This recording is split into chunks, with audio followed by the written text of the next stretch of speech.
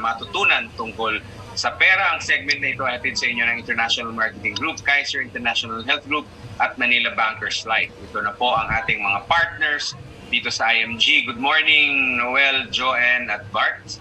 Magandang umaga sa lahat. Magandang umaga, brother, sister. Good morning.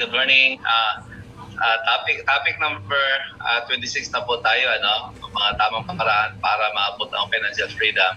So ang topic number 26 po, magsimula mag-ipon at mag-invest na maaga, handa or hindi pa handa. So handa or hindi pa handa, ready or not, you have to start saving, Kasi pag antayin mong handa ka na before ka mag-start mag-ipon, baka at age 70 hindi ka pa handa, So hindi pa kapagsimula. Ito kasi yung usual na life cycle, ang edad nasa 20s. Hindi muna ako mag-save kasi younger pa, bata pa, enjoy mo na, gala mo na. So at age 30s, hindi pa ako pwede mag-save kasi mag-aasawa na ako, marami akong inibita. So at age 40s, hindi ako makapag-save kasi may mga anak na, mahal ang gatas, nagka-college, nag-aaral. At age 50s, hindi ako makapag-save. Dami kong binabayaran, housing loan, car loan, salary loan. At age 60s, hindi ako makapag-save kasi wala na akong income, retired na ako. So wala, Kaya ready or not, kailangan magsimula ka agad. Start with your comfortable level. Kasi sinasabi ko palagi, what if 100 pesos a month pa yung kaya mo? Simulan mo 100 pesos a month. Dagdagan mo lang, gawin mong 200. So magiging habit yan ang 200 magiging 1,000 a month, ang 1,000 magiging 5,000 a month, 10,000 a month. So umpisahan lang, start with your comfortable level. Ang importante, makapagsimula ka agad.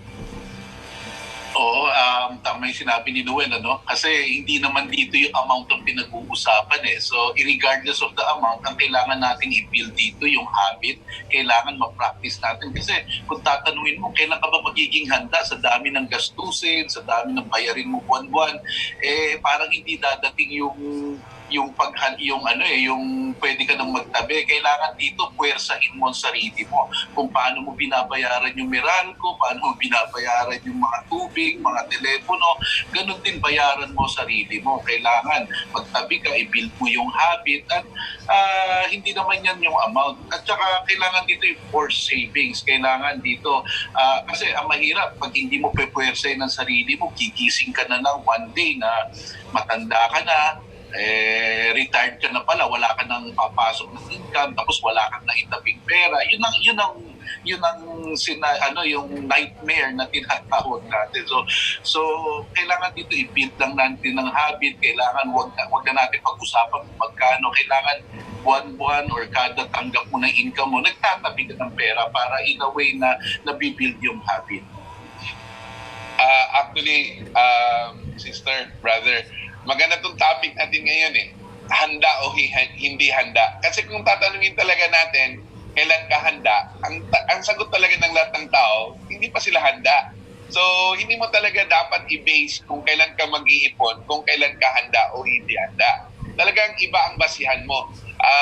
Tamang sinabi ni Bart, yung expense. So, parang sahod yan Yung employer mo, binabayaran ka ng sahod. Handa siya o hindi handa, kailangan kanyang bayaran ng sahod.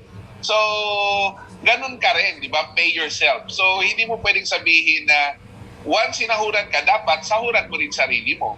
So, kailangan mo ba, ang pagsahod sa sarili mo is actually, yun yung tinatawag natin na savings and investment. So, uutangin mo ba yung sahod mo? Di ba? So, hindi. So, hindi mo pwedeng sabihin na, ngayon wala kang sahod. Hindi mo tatanggapin yun. So, kailangan talagang mag-ipon ka all the time, habang nagtatrabaho ka. Kasi, para yung age natin. Handa ka o hindi handa, tatanda ka. Di ba? May COVID o wala, tatanda ka. So, hindi yan basihan. So, sana matuto yung mga nakikinig sa atin na tanggalin nila yung word na handa pa o hindi ako handa sa pag-savings. Sa savings, hindi mo tinatanong handa o hindi handa. Talagang, sige-sige ka lang sa pagsisave. Hindi mo pwede sabihin, ngayon COVID, hindi ako magsisave. Maghahanap ka talaga ng paraan. If there's a will, there's always a way. Pero kailangan talaga tama yung mindset mo. Maintindihan talaga nila. Kasi, walang yan, handa ka o hindi handa, tatanda talaga tayo. Alam mo, Joel, ang naisip ko dyan sa sinasabi nyo ngayon, parang pag-aasawa din yan di ba? Well, di ba, kung iantayin mo maging handa, hindi ka talaga walang mag-aasawa. Walang mangyayari. Yeah, you really just take the leap, di ba? Pero lalo na sa pag-iipon, dahil ito'y isang, yun nga, gaya na sabi nyo, isang habit na kailangan maumpisahan, kapag mabuti yung kailangan nating gawin, dapat jump in na right away. Meron lang akong tanong, kasi marami din akong kilala na nagsisave naman. Di ba? Itinabi mo. Ang problema, yung itinabi mo, maya-mayang konti, alam mo, may naitabi naman ako. So paano natin maiiwasan yun? Na, di ba, pag may tinabi ka, yun naman ang na savings. Pag may tinabi ka, may madudukot ka. Minsan hindi pa lumalago, dinudukot na eh. Paano yun? Lalo na pag mahirap ang buhay. Ayun, mali talaga yun. Dapat talaga tama yung pag-iisip nila. Once kasi nag-ipon ka at may preparation yan, brother, huwag mo nang isipin yun. Ang problema kasi, on the day na nag-ipon ka, nag-isip ka na kailan mo i-withdraw eh. Ayun. Nasa mindset mo, di ba? Ganun yan. Marami ako namimit na oras na nag-ipon, nag-check na kaagad, o kailan ko pwedeng kunin? Mali yun. So, dapat kalimutan mo yun. Talagang tuloy-tuloy lang. Huwag mo nga tignan kung basta tuloy-tuloy ka lang. That's At saka dapat klaro yung purpose mo, di ba? Hindi yung nag-iipon ka para, yun na nga, para dudukutin pang shopping, pang sale, pang kung ano, di ba? So, dapat Mali yun. Dapat yung hindi mo madukot, malayo. Okay. So, saan, Bart? Saan sila pupunta? Para matutunan niya. Sa img-corp.com, and at the same time, may mga libre na kaming training sa Zoom.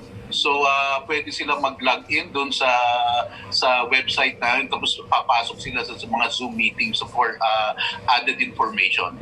Kung gusto nila kayong makausap, Noel, kung gusto makausap, yung mga nakikinig sa atin, gustong makausap si Noel dahil every week si Noel yung parang money doctor eh. So, pwede ba yun, Noel? Tatlo. Makausap ka ba nila? Oo, kahit sino sa amin, pwede. Okay, so img-corp.com. So, maraming salamat uli, IMG.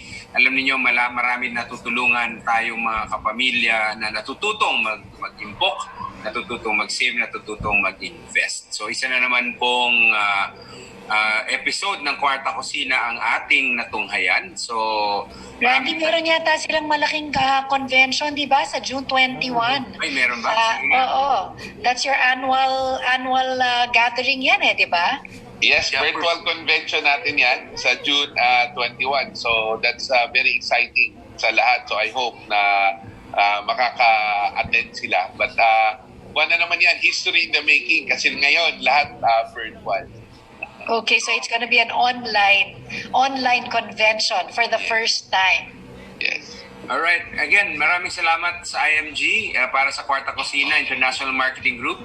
Learn the secret to saving and building your future. Become your own financial educator through IMG. Tumawag lamang sa 0917-500-8388 at Kaiser International Health Group.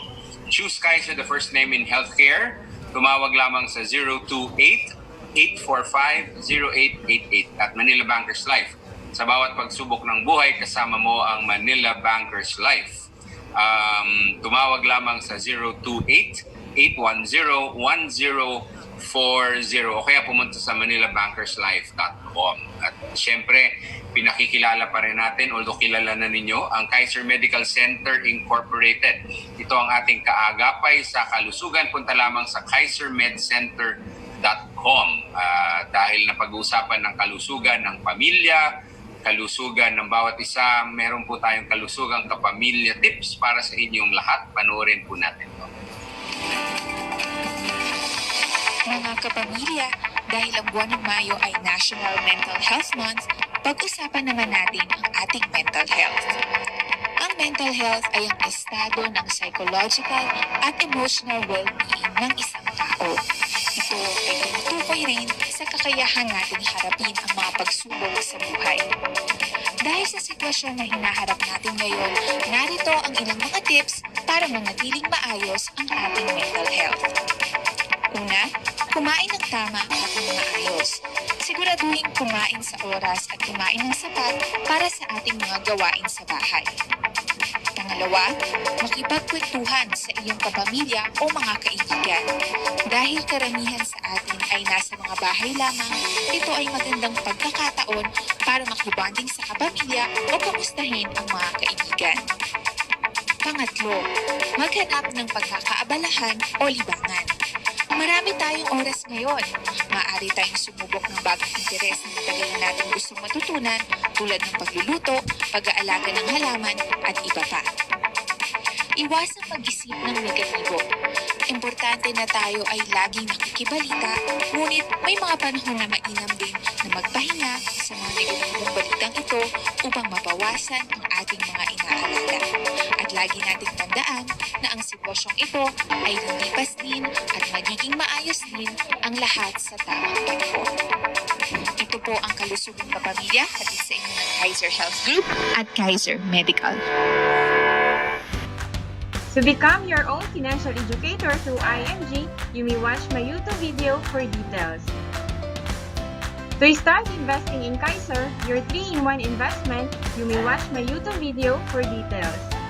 To start protecting your life through Manila Bankers, you may watch my YouTube video for details. If you have further questions, you can send an email to jenelimbolo@yahoo.com. You can send a message to my mobile number 356-9930-5402, or you can follow me at my social media accounts. Thank you for watching!